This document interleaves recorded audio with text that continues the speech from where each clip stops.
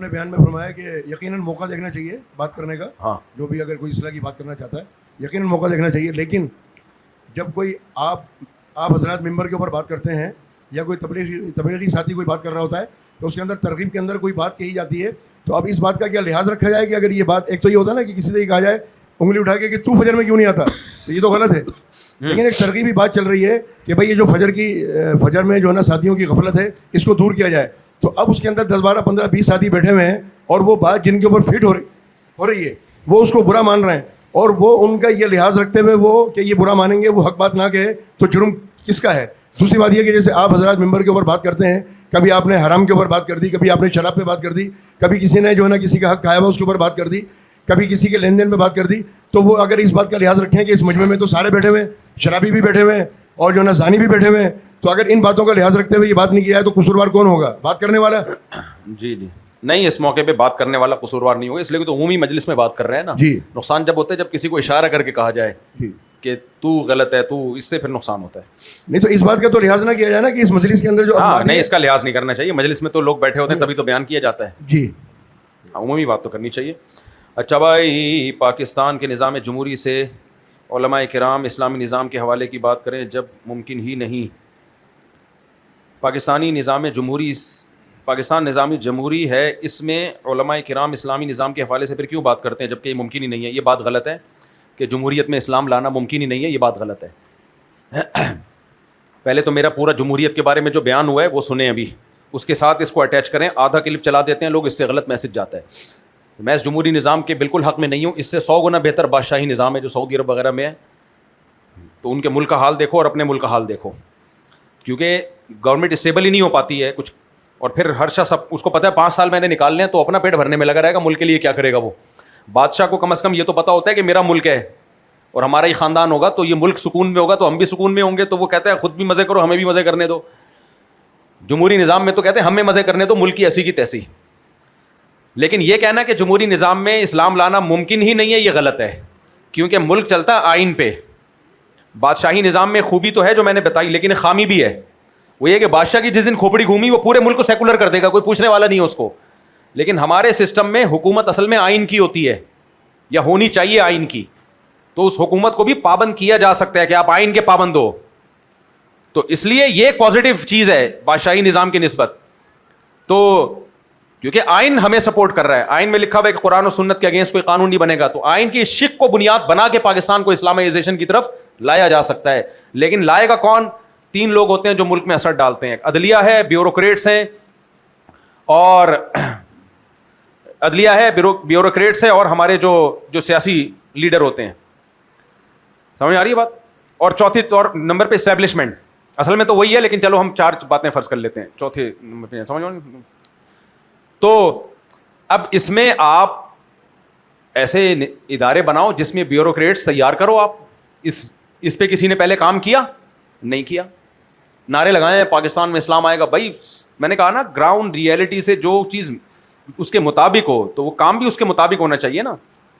تو پہلی بات افراد ایسے تیار کرنا. تو ایسے اسکولز بھی ہونے چاہیے, ایسے کالج بھی ہونے چاہیے, ایسی یونیورسٹیاں بھی ہونی چاہیے جو علماء کے شیلٹر میں جہاں لوگ تیار ہوں, اور تاکہ پھر وہ جائیں بڑے بڑے اداروں پہ.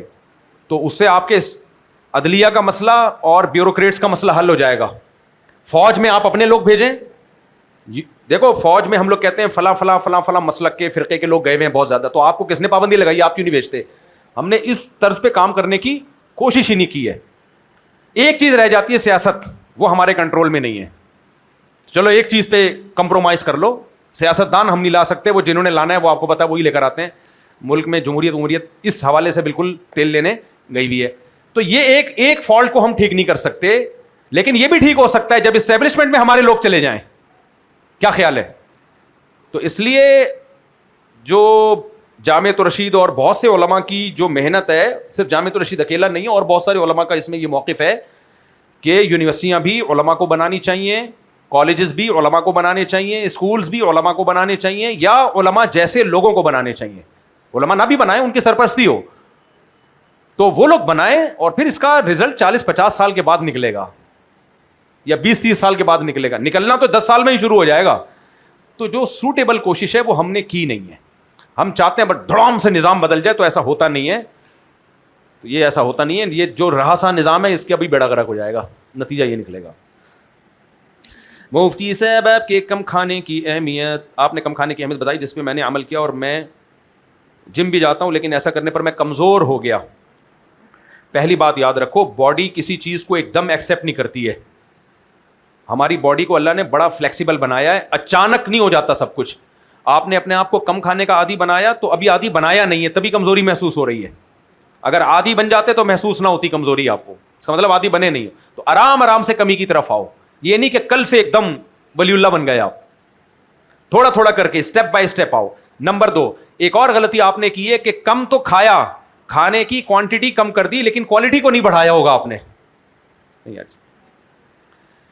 بھائی کوالٹی کم کرو تو کوانٹٹی کم کرو تو کوالٹی بڑھانی پڑتی ہے. وہ جو باریک ہو گئے وہ تو کمزور نہیں ہوا، حالانکہ کھانا اس نے بھی کم کر دیا. میرا کھانا بھی کم ہے، میں کمزور نظر آ رہا ہوں؟ الحمدللہ اللہ کے فضل سے اب تک رپورٹ نہیں ہے کمزوری کی اللہ کے. حالانکہ میں بھی کوئی زیادہ نہیں کھاتا، ہفتے میں ایک دن میں گلاب جامن ایک کھاتا ہوں، 2 یا 1 وہ لے کر آتے ہیں شاہ نواز بھائی، وہ بھی صرف جمعے کو. وہ بھی نہیں کھانے چاہیے، وہ بھی 1-2 ہفتے سے شروع کیے ہیں. پتہ نہیں کیوں شروع کر دیا، اس عمر میں کیا خب دماغ پہ سوار ہو گیا. وہ انہوں نے کھلا دیا، وہ اتنا مزہ آیا کہ ہم نے کہا چلو ایک. پھر کھانا نہیں کھاتا، پھر اگر گلاب جامن کھا لوں گا نا 1 آدھ، اب وہ کہیں گے یار مفتی صاحب 4 کھائے تھے اس دن، کیوں ایسے باتیں کر رہے ہو. کہیں گے جھوٹ تو نہیں بول رہا نا میرے سے. ایک دفعہ صرف 4 کھائے ہیں، باقی 1 یا 2. سمجھ میں آ رہی ہے بات؟ وہ بھی ایک دفعہ ہفتے میں بس. اور اکثر و بیشتر صبح کا ناشتہ ہوگا تو پھر رات کو کھانا جا کے ہوگا. کبھی دوپہر کو کھا لیا تو رات کو بہت ہلکا ہاتھ رکھا. سمجھ میں آ رہی ہے بات؟ تو میں تو کوئی کمزور 71 کلو کا ہوں، میں کوئی کمزور نہیں مجھے محسوس ہوتی کسی کی. اب آپ دیکھو 1.5-2 گھنٹے سے فل اسپیڈ کے ساتھ بیان کر رہا ہوں کہ نہیں کر رہا. تو آپ نے خوراک کی کوانٹٹی کم کی ہے، مقدار کم کی ہے، کوالٹی بڑھائی نہیں ہے. تو جو لوگ بھی کم کھاتے ہیں ان کو پھر اپنی خوراک میں انڈے بڑھانے پڑتے ہیں، ڈرائی فروٹ بڑھانے پڑتے ہیں، گوشت کی مقدار بڑھانی پڑتی ہے، سیلیڈ بڑھانا پڑتا ہے. سیلیڈ میں امرود کو فوکس کرو، امرود. سمجھ میں آ رہی ہے بات؟ امرود اور سیب، یہ 2 چیزیں سیلیڈ میں.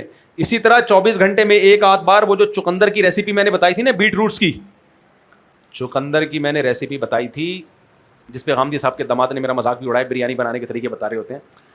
چقندر کی میں نے ریسیپی بتائی تھی کہ 1/3 چقندر کا جوس نکالو اور 2/3 اس میں پودینے کا گرائنڈ کر کے اس کا جوس اور لیمن چھلکوں سمیت وہ ملا کے پی جاؤ. لیکن خرچہ آپ کا اپنا ہوگا اس میں. اور اگر کھٹا لگ رہا ہے تو شہد ملا دو اس میں، شوگر کے مریض جو نہیں ہے تو پھر شہد بھی ملا لو کوئی حرج نہیں. تو دیکھو کسی قسم کی کمزوری انشاءاللہ آپ کے قریب کبھی بھی نہیں پھٹکے گی. تو یہ جب آپ خوراک کم کرتے ہیں تو کوالٹی بڑھانی پڑتی ہے خوراک کی آپ کو. اور ایک دوسرا بھی ہے، اس کو ABC جوس کہتے ہیں. اس میں چقندر ہے، گاجر ہے اور سیب ہے، لیکن میں اس کا قائل نہیں ہوں کیونکہ گاجر کے جوس میں بھی شوگر بہت ہوتی ہے، سیب میں بھی بہت ہوتی ہے. سیب چقندر اور گاجر سے مل کے بنتا ہے جو مشہور جوس ہے، لیکن میں مشورہ نہیں دیتا. زیادہ ملانا ہے تو سیب کا جوس ملا لو 1/3، اور وہ بھی ہرا سیب ہو. میٹھے سے بچاؤ اپنے آپ کو جتنا ممکن ہو. میٹھا کھانا ہے، نیچرل میٹھا ہو. تو میٹھا زیادہ، موٹاپا جو آ رہا ہے نا سارے میٹھے پھوڑ کے ہو رہا ہے. تو اس لیے وجہ سے میں 3-4 گلاب جامن ہفتے میں صرف 1 دن کھاتا ہوں. اللہ معاف فرمائے، میری مغفرت فرمائے. تو آپ کوانٹٹی بڑھائیں، کوالٹی بڑھاتے ہیں خوراک کی تو ٹھیک ہو جائیں گے. اب یہاں پر کچھ لوگ کہتے ہیں یار غریب آدمی اتنا گوشت کہاں سے کھائے، اور غریب آدمی بادام پستے کہاں سے کھائے. تو غریب آدمی انڈے کھا لے. کیا کھا لے؟ انڈا جو ہے نا سب چیزوں کا باپ ہے. انڈا کیا ہے؟ دیکھو انڈے سے چوزے نے بننا ہوتا ہے، اور چوزے میں سب کچھ ہوتا ہے کہ نہیں ہوتا؟ تو وہ انڈے میں سب کچھ اللہ نے پہلے سے رکھ دیا ہے. تو انڈے منڈے پھوڑ دیا کرے. اور اگر یہ بھی نہیں ہے، انڈے کھانے کے پیسے بھی نہیں ہے، تو پھر اتنا زیادہ کھا کیسے رہا تھا تو؟ کہہ رہے پہلے میں زیادہ کھاتا تھا، وہ زکات کے پیسوں سے کھا رہا تھا، تو اب بھی انڈے بھی زکات سے خرید لے. جب اتنا زیادہ کھانا چھوڑے گا تو وہ خرچہ بھی تو بچے گا نا. وہ خرچہ کس پہ لگا دے؟ انڈوں پہ.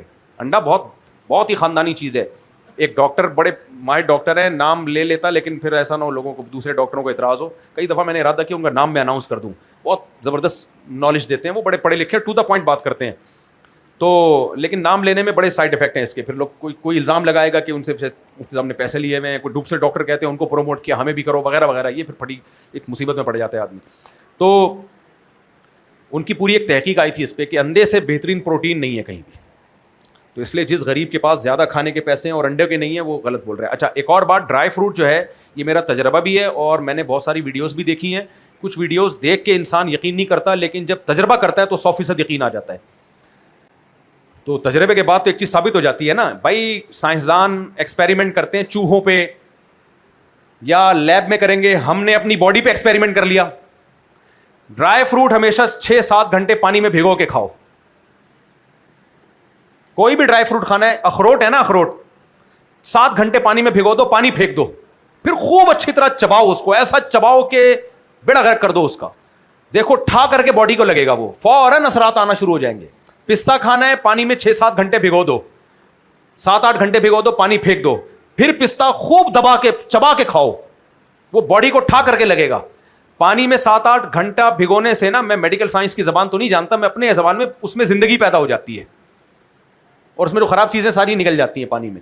جو بھی بیج ہے نا, جتنے بھی, یہ درختوں سے اترتے ہی اپنے آپ کو کور کرتے ہیں محفوظ کرنے کے لیے.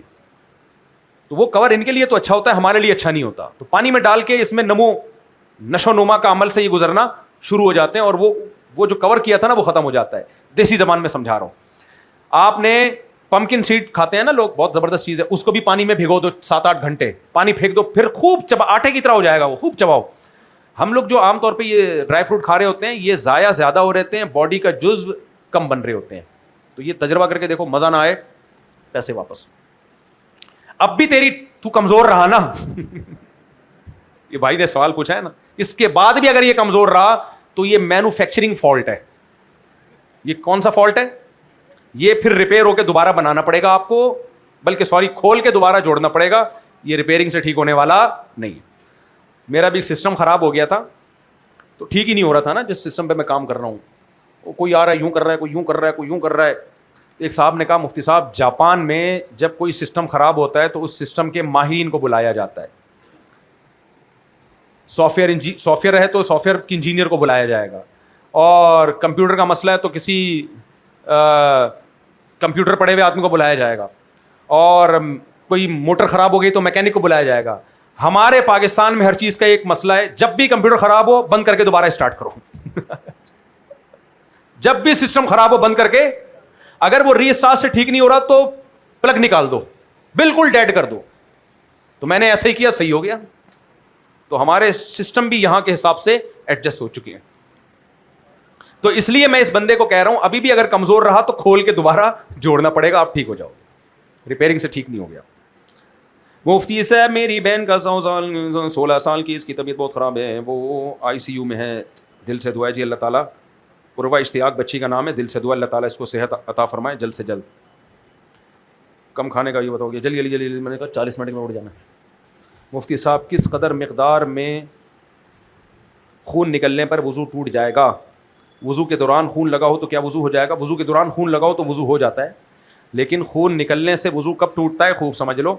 جہاں زخم ہے وہاں خون نکلا اور وہیں تک گھومتا رہا, اس سے وضو نہیں ٹوٹتا.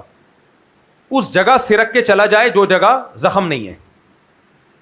جیسے آپ کے کوئی پھوڑا ہے بہت بڑا, خون نکل رہا ہے لیکن پھوڑے کو کراس نہیں کیا اس نے, ادھر ہی نکل کے پھوڑے میں ہی گھوم رہا ہے.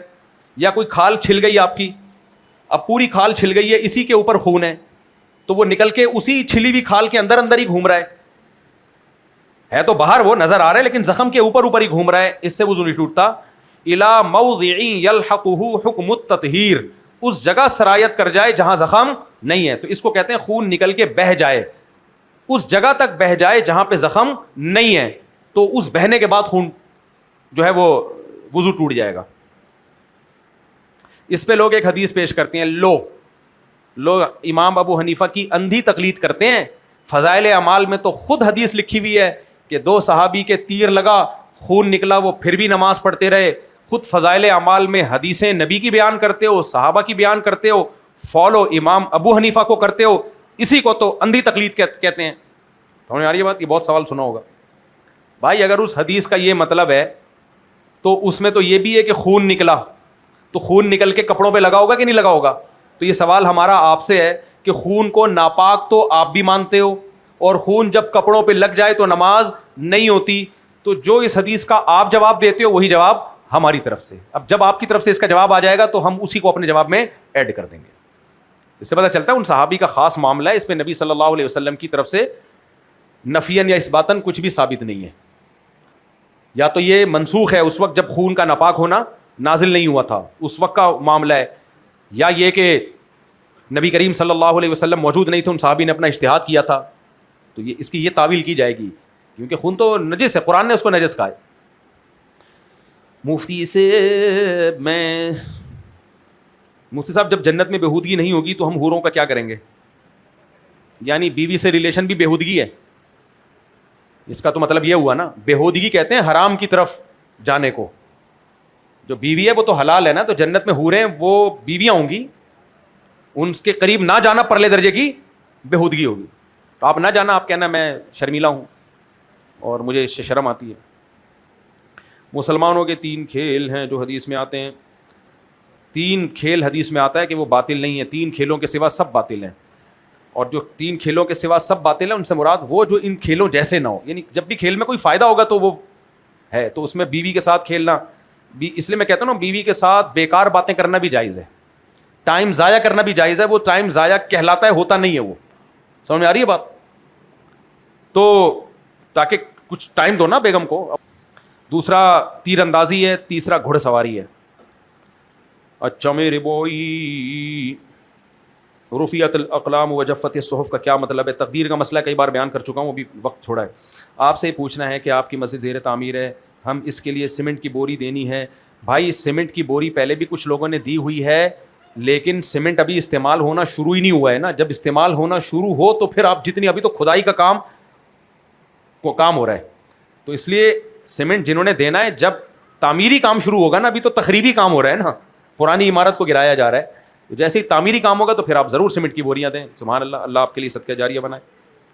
آپ سے ایک مسئلہ پوچھنا ہے کہ ہمارے گھر سے تعویذ نکلے ہیں, ہم اس کا کیا کریں؟ کچھ بھی نہ کریں, اٹھا کے پھینک دیں. میرے گھر سے خود تعویذ نکلے, میں اٹھا کے پھینک دیا, کچھ بھی نہیں ہوا. اور 15 سال 20 سال پہلے نکلے تھے, 20 سال تک فٹ فاٹ چل رہا ہوں, اس کے بعد میں نے شادی اور بھی کی ہے. سمجھ میں آ رہی ہے بات؟ اس سے پتہ چلتا ہے کہ تعویذ کو اگر پھینک دیا جائے تو الٹا اثر ہونا شروع ہو جاتا ہے اس کا.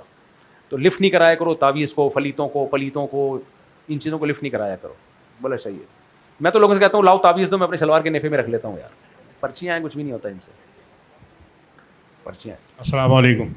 وعلیکم السلام. مسئلہ یہ ہے کہ میں ایک ریسٹورینٹ کی جاب کرتا ہوں اور پرچیزنگ ڈپارٹمنٹ میں ہوں. ماشاء اللہ. تو مجھے معلوم ہوتا ہے کہ کل کیا کیا چیزوں کی ضرورت ہوگی. تو مجھے مالکان کی طرف سے تو پیسے نہیں ملتے, تو میں اپنی جیب کے پیسوں سے وہ مال خرید کے لے جاتا ہوں جی کہ بھائی کل اس چیز کی ضرورت پڑے گی, پرسوں اس چیز کی ضرورت ہے. تو اس مال پہ میرے لیے پروفٹ رکھنا جائز ہے یا نہیں؟ نہیں, کیونکہ آپ ہوٹل کی طرف سے وکیل ہیں, نمائندے ہیں, تو وکیل خود اپنی جیب میں پروفٹ نہیں رکھ سکتا. وہ جس کے پیسوں سے چیزیں خرید رہا ہے یا بعد میں جس سے اس نے پیسے لینے ہیں, وہ سارا پروفٹ اسی کے پاس جائے گا. یہ ایسا عام روٹین میں جب ہوتا ہے, میں نے کسی کو بھیجا یا آپ نے کسی کو بھیجا, جا بھائی جا کے دکان سے 1 کلو گوشت لیا, یا کسی نے بھی بھیج دیا, اب یہ گیا ہے, اب یہ جب گوشت خریدے گا تو گوشت کے پیسے اس سے لے گا جس نے اس کو بھیجا ہے. گوشت والا اس کا جاننے والا نکل آیا, اس نے کہا یہ 1000 کا میں تجھے 500 کا دیتا ہوں, تو یہ ڈسکاؤنٹ جیب میں رکھ کے پتلی گلی سے نکل لیتا ہے. یہ جائز نہیں ہے. یہ ڈسکاؤنٹ کس کی جیب میں جائے گا؟ جس نے آپ کو بھیجا ہے, اگرچہ وہ اس کا کچھ نہیں لگتا. سمجھ میں آ رہی ہے بات؟ تو جب بھی آپ کسی کے وکیل یا نمائندے بن کے کوئی کام کر رہے ہوتے ہیں تو پیڑے بھی پھر وہ کھائے گا جس نے آپ کو نمائندہ بنایا ہے, کیونکہ پیسہ اس کا خرچ ہو رہا ہے تو اس سے فائدہ بھی وہ اٹھائے گا. آپ نہیں اٹھا سکتے. آپ جب اٹھا سکتے ہیں جب آپ اپنے پیسوں سے کوئی چیز خرید رہے ہو. جزاک اللہ. السلام علیکم مفتی صاحب, میرا آپ سے سوال ہے کہ ہم آن لائن بزنس رن کرتے ہیں, ای کامرس, اگر ہم اس میں فیک ریویو اے آئی کی مدد سے لگا دیں تو لوگ ٹرسٹ زیادہ کریں گے؟ دیکھو, اس سے چیز کی آمدن حرام نہیں ہوگی, کیونکہ آمدن تو اس چیز کی ہے نا, پروڈکٹ کی ہے. لیکن لوگوں کو جو دھوکہ دے کے آپ متوجہ کر رہے ہیں, یہ متوجہ کرنا حرام اور ناجائز ہے, اور دھوکے کی تجارت میں برکت نہیں ہوتی. اور دوسرا سوال یہ ہے, آپ نے ایک مثال دی تھی کہ جمشید کے پاس گھڑی ہے, وہ بغیر قبضے لیے آپ نہیں دے سکتے. اگر جمشید خود بولے بغیر قبضہ لیے دو, جب وہ آپ سے خریدیں تو پھر میرے سے لے لینا. نہیں, جمشید نے جب آپ کو گھڑی بیچی, آپ وہ جمشید کے قبضے میں لیے بغیر, اپنے قبضے میں لیے بغیر آگے فروخت نہیں کر سکتے, بے شک جمشید اس پہ راضی بھی ہو. اگر آپ نے آگے فروخت کرنی ہے تو پرانی خرید و فروخت کو کینسل کریں, جمشید سے بولیں جو میں نے آپ سے گھڑی خریدی تھی میں اس خرید کو کینسل کرتا ہوں. اب ایک نیا کسٹمر میرے پاس آیا ہے تو آپ اگر اجازت دو تو یہ گھڑی میں اس کو پہنا دیتا ہوں آپ کا نمائندہ بن کے, اور اس کا میں اتنا کمیشن لوں گا آپ سے. اس کو کلیئر کرنا پڑے گا آپ کو. سمجھ میں آ رہی ہے بات؟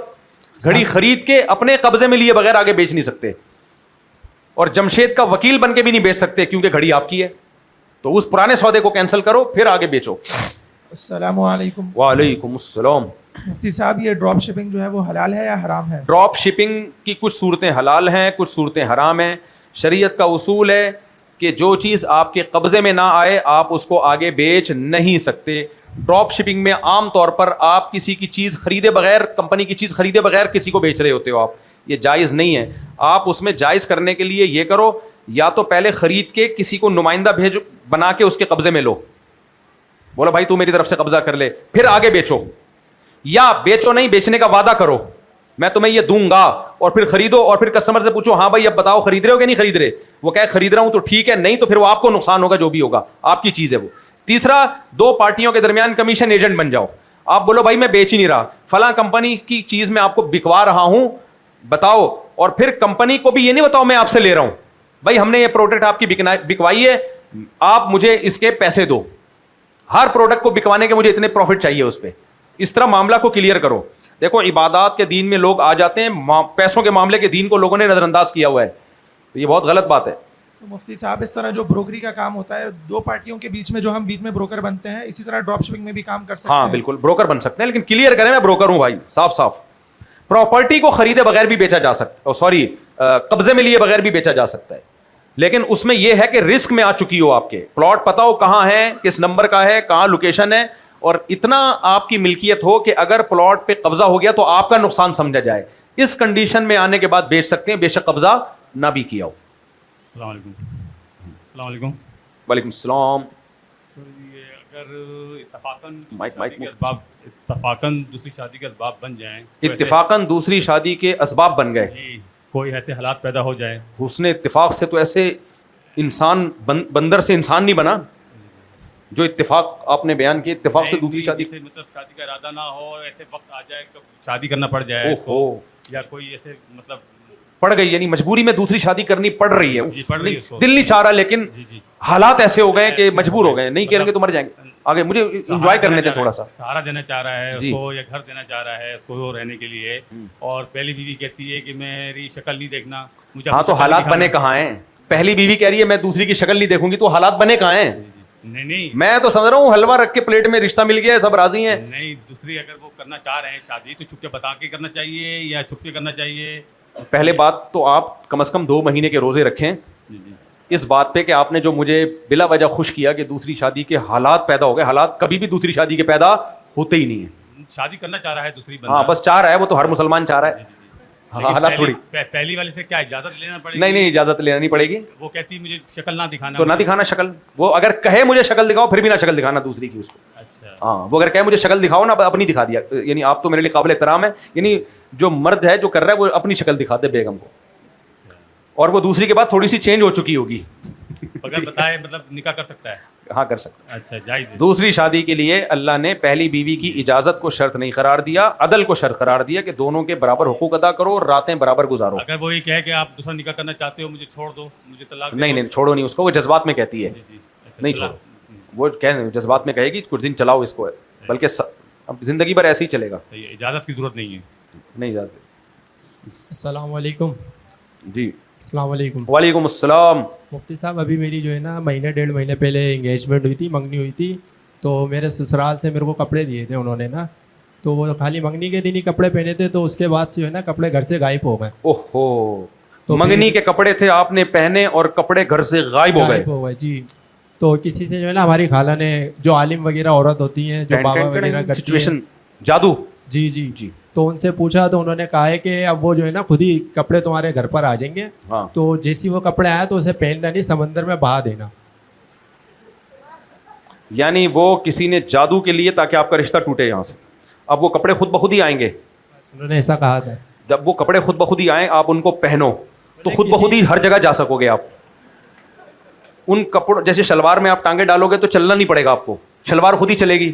ایسے کپڑے تو مجھے دے دو میرے بھائی. تو مفتی ابے صاحب تم اتنے عرصے سے بیان سن رہے, ابھی تک تمہارا نظریہ نہیں بنا ہے. نہیں مفتی صاحب, وہ ہماری خالہ نے پوچھا تھا ان تو سے. خالہ پھر خالہ سے ہی باقی باتیں پوچھا کرو جا کے, مجھ سے کیوں پوچھ رہے ہو؟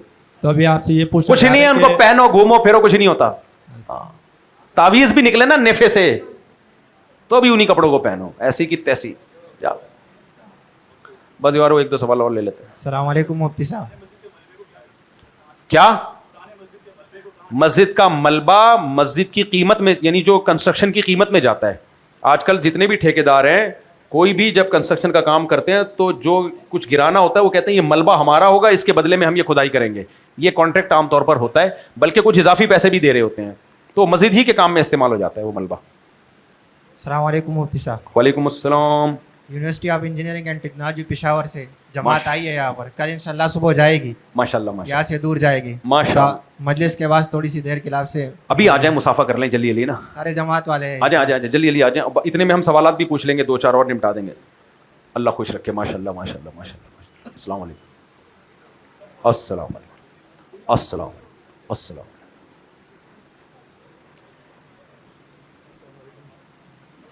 وعلیکم السلام جناب. وعلیکم السلام. چلو بھائی بس جو جماعت کے چلیں بھائی. اللہ خوش رکھے حضرت, اللہ خوش رکھے. ماشاء اللہ, دعا میں ہمیں بھی یاد رکھیں. السلام علیکم. جی وعلیکم السلام بیٹا. مفتی صاحب میرا سوال ہے کہ میں کیش پہ موبائل لیتا ہوں اور موٹر سائیکل لیتا ہوں, آگے قسطوں پہ بیچتا ہوں, جی کیا یہ میرے لیے قسطوں پہ جائز ہے؟ مہنگی کر کے بیچنا جائز ہے, مگر جو قیمت طے ہو جائے اس میں کمی بیشی نہیں کر سکتے. جزاک اللہ. چلو بھائی جلدی سے شاباش, سوال پوچھ لو. اچھا مفتی صاحب, ایک مسئلہ ہے کہ وراثت کی تقسیم کے دوران مثال کے طور پہ میرا بھائی کہتا ہے کہ میں ہمشیراؤں کو حق نہیں دوں گا, تو پھر اس کی کیا صورت ہو؟ اس کا باپ بھی دے گا, یہ صورت ہے اس کی. بہنوں کو بھائی کہہ رہے حق نہیں دوں گا, آپ بھائی کو بولے تمہارا باپ بھی دے گا. یہی بہترین صورت میں بتا سکتا تھا, اس کے علاوہ کوئی صورت نہیں. بہنوں کو چاہیے خود کیس کر دیں نا, کورٹ سے بھی مل جاتا ہے حق. کیس کر دیں کورٹ میں, سارے کام برے نہیں ہوتے, کبھی کبھار ٹھیک کام بھی ہو جاتا ہے کورٹ میں, کچھ کام ٹھیک بھی ہوتے ہیں. کیس کر دیں انشاءاللہ فوراً حق مل جائے گا. جامعۃ الرشیدیہ کے پاس میرا گھر ہے, ڈبل اسٹوری مکان ہے, لیکن وہ پارٹیاں بہت آتی ہیں, سودا نہیں بنتا, بات نہیں بنتی ہے, تو کیا لوگ بولتے ہیں بندش کی ہوئی ہے, جادو ٹونا میں نے کوئی کیا ہوا بندش نہیں ہے. آج کل پاکستان کراچی میں پراپرٹی تھپ ہوئی بھی ہے, کسی کے گھر بھی بک رہے ہیں. پارٹیاں آتی ہیں, بہت بات نہیں بنتی ہے, ایسا لگتا ہے کوئی بندش نہیں ہے بھائی. تو لوگ بولتے ہیں یہ کرو وہ کرو. نہیں کچھ بھی نہیں کرو, جی انجوائے کرو لائف. تعویذ رکھو یہاں پہ, بلاک کے نیچے پتھر رکھو. نہ کچھ بھی نہیں کریں. پراپرٹی کراچی میں گری ہوئی ہے, تو بہت سے لوگوں کے ساتھ یہ مسئلہ ہے کہ کسٹمر آتے ہیں دیکھ کے چلے جاتے ہیں. جامعۃ الرشیدیہ کے پاس ہی ہے میرا ڈبل اسٹوری مکان. جی تو جامعۃ الرشید کی ویلیو تو نہ گرائے نا پھر. اللہ بش گوڈ. اب پورا بار بار جامعۃ الرشید کے قریب ہے بھائی, نہ بھی ہوتا قریب, دور بھی ہوتا تو بھی یہی حال ہوتا. ٹھیک ہے نا, اپنا خیال رکھیے. جی آخری 1-2 سوال لے لیتے ہیں. کیا نہیں, سوئمنگ کا حدیث میں تذکرہ نہیں ہے, لیکن معنوی طور پہ سوئمنگ اس میں شامل ہے نا. جو بھی فزیکل ایکٹیویٹی کے کام ہوں گے, صحت اچھی ہوگی تو کیوں نہیں ہوگی. جہاد میں کام آئے, اچھا ہے. آپ کو سوئمنگ کی کیا ضرورت ہے, آپ ڈوبو گے ہی نہیں. اتنا لمبا قد ماشاء اللہ آپ کا, کھڑے ہو جانا بس. ٹھیک ہے نا. مفتی صاحب آپ کی وہ 4 شادی والی کتاب کہاں سے ملے گی اور اس کا نام وغیرہ؟ آپ کہہ رہے ہیں میری 4 شادیوں والی کتاب کہاں سے ملے گی. آپ کی ایج کتنی ہے؟ 18 سال. 18 سال ماشاء اللہ. دیکھا, اس کو کہتے ہیں ایک نسل تیار کرنا. 18 سال کا لڑکا ہمیں کہہ رہا ہے کہ آپ کی 4 شادیوں والی کتاب کہاں سے ملے گی. یہ ہوتی ہے نسل کی برین واشنگ. 18 سال میں آپ کو فری میں دوں گا. عثمان بھائی کو کہہ دینا ان کو فری میں دو, تاکہ ابھی سے خراب ہو جائے جتنا خراب انہوں نے ہونا ہے. پہلی شادی کسی طلاق یافتہ یا بیوہ سے کرنا. ٹھیک ہے, چلو وہ مل جائے گی آپ کو. وہ کس کے پاس ہے بھائی کتاب, آپ دے دینا فری پاکٹ میں. آپ جی آپ کو بھی فری میں. اچھا جی وعلیکم السلام. مفتی صاحب میں نے اپنے بہنوئی سے مکان خریدنے کا سودا کیا. بہنوئی سے مکان خریدنے کا سودا کیا؟ یس جی. اور ان کے ساتھ میں نے 18 مہینے کا ٹائم کیا. 50% میں نے ان کو پے کر دیا ہے. اچھا آپ نے ہاں خریدا ہے, پھر تو ٹھیک ہے. جی 50% میں نے ان کو پے کر دیا ہے. وہ 50% جو بقایا ہے, کیا وہ میرے اوپر قرض ہے؟ اگر وہ میرے اوپر قرض ہوگا تو وہ زکوٰۃ اور قربانی کے احکامات میرے پر لازم نہیں ہوگا. زکوٰۃ قربانی لازم نہیں ہے اس پہ. میں نے مفتی صاحب سے ایک سے بات کی تھی, انہوں نے کہا یہ جو قرض ہونے کے لیے اس کا آپ کی ملکیت میں داخل ہونا ضروری ہے. نہیں وہ قرض آپ خرید چکے ہیں نا آپ. سودا ہو گیا, بیانہ ہوا ہے, قبضے میں میرے نہیں ہے آبویسلی. وہ پوری پیمنٹ کروں گا تو قبضہ ملے گا نا. نہیں, اگر آپ کی ملکیت میں آ چکا ہے, وہ قبضہ اس لیے نہیں کہ پوری پیمنٹ نہیں, استعفائے سمن کے لیے کہتے ہیں نا, لیکن وہ قرضہ آپ کے اوپر آ گیا ہے تو زکوٰۃ آپ پہ لازم نہیں ہے. اس کے اندر کوئی کنفیوژن نہیں, کوئی کنفیوژن نہیں ہے. زکوٰۃ نہیں ہے لازم آپ کے اوپر. واجب العطا بن گیا ہے نا وہ, کہ آپ نے دینا ہے ان کو. جی ہاں بس وہ آپ پہ ہوگا, وہ مائنس کریں گے آپ. جزاک اللہ مفتی صاحب. وہ آپ کے 1 کروڑ کنورٹ ہو گئے پراپرٹی میں, اور وہ پراپرٹی جو بیچنے کے لیے نہیں خریدی آپ نے, رہنے کے لیے, تو بس وہ جب رہنے کے لیے کوئی چیز ہے تو وہ اس پہ ویسے ہی زکوٰۃ نہیں ہے. السلام علیکم. وعلیکم مفتی صاحب السلام. میرا سوال ہے, آج کل اکثر نوجوان طبقہ جو ہے وہ بغیر ٹوپی کی نماز پڑھتا ہے. کس کے؟ بغیر ٹوپی کے. غلط ہے. اکثر لوگ جو ہے بغیر ٹوپی کے اور بغیر داڑھی نہیں ہوتی, اکثر نماز کے لیے کھڑے ہو جاتے. تو اکثر ایک کہا جاتا ہے کہ داڑھی اور ٹوپی کا ہونا ضروری نہیں ہے, اور ایک بہت زیادہ پھیلتا جا رہا ہے. داڑھی شاعر اسلام میں سے, امام کے لیے داڑھی کا ہونا ضروری ہے. اور نماز تو ہر ایک کے پیچھے ہو جاتی ہے, لیکن یہ جائز نہیں ہے کہ ایسے آدمی کو امام بنایا جائے جو بغیر داڑھی کے ہو. اور ٹوپی کے بغیر ٹوپی کے نماز پڑھنا بھی خلاف آداب نماز کے خلاف ہے. آپ شادی کی کتاب لیں. حضرت آپ کی ایج کتنی ہے؟ اچھا, آپ بیوہ کو سہارا دینے کے لیے کرنا چاہ رہے ہیں, اپنے سہارے کا بھی کوئی سیٹ اپ بنایا ہوا پھر آپ نے؟ یعنی آپ نے بیوہ کو جو سہارا دیا, تو پھر جب آپ کے سسرال کی طرف سے ریئیکشن ہوگا تو آپ کو سہارا کون دے گا؟ اس کا پہلے سے کوئی سیٹ اپ ہے؟ سسرال والے تو خود 2-3 کر کے بیٹھے ہوئے. ارے واہ واہ واہ, سسرال والے خود 2-3 کر کے بیٹھے ہوئے ہیں. جی جی, ابھی ان کی وائف کا انتقال ہوا ہے, 1 ہفتہ ہوا ہے, ابھی وہ دوسرا. وہ تو انتقال کے بعد کی ہے نا, پہلی دفعہ میں آپ صحیح بات کلیئر نہیں کرتے. جو دوسرا سال ہے اس نے بھی 2 کر کے بیٹھا ہوا ہے. نہیں, ایک وقت میں 2 ہیں. جی جی, ایک لانڈی میں رکھی ہوئی, ایک بفر 2 میں. پھر تو ایسی کی تیسی یار. جی جی, تو ایک کتاب مجھے, پھر آپ کو سہارے کی ضرورت نہیں ہے, تاکہ وہ کتاب میں بھی شو کر سکوں. ہاں, وہ آپ کو بھی فری میں کتاب بھائی, انکل کو بھی, ایک 18 والے کو فری میں اور ایک انکل کو فری میں. ٹھیک ہے, کچھ 4 آدمی ایسے بھی شور مچاتے ہیں. ویسے پھر بھی تھوڑا سا سہارے کا انتظام احتیاطاً کر لیں. احتیاط اسی میں ہے کہ ایک آدھ سہارا بھی ہو جائے تو اچھا ہے. اچھا, کریں یار, آدمی ہے تو آدمی کا تو کام ہے مخالفت کر کے شادیاں کرنا. کس کے؟ پرتگال میں؟ اچھا, پرتگال کی نیشنلٹی آپ کے پاس, ماشاء اللہ زبردست. تو وہ نیشنلٹی نہ چھین لیں. ہاں اچھا ماشاء اللہ. چلیں بس آخری سوال جلدی سے, بس بہت دیر سے 1-2 لوگ نظر آ رہے ہیں. ہاں بس لاسٹ, سچی مچی کا لاسٹ. میں نے کیا کہا تھا 3:40 پہ ختم کروں گا نا, تو 10 منٹ اوپر ہو گئے, 7 منٹ اوپر ہو گئے. جی, مدینہ منورہ جا رہے ہیں, اس کے لیے طریقہ کوئی بتائیں. مدینہ منورہ جا رہے ہیں؟ جی سبحان اللہ ماشاء اللہ. تو جائیں, پہلے عمرہ کریں گے؟ جی عمرہ کریں گے. پہلے عمرہ کریں گے پھر مدینہ منورہ جائیں گے, ایسا ہی ہے؟ جی.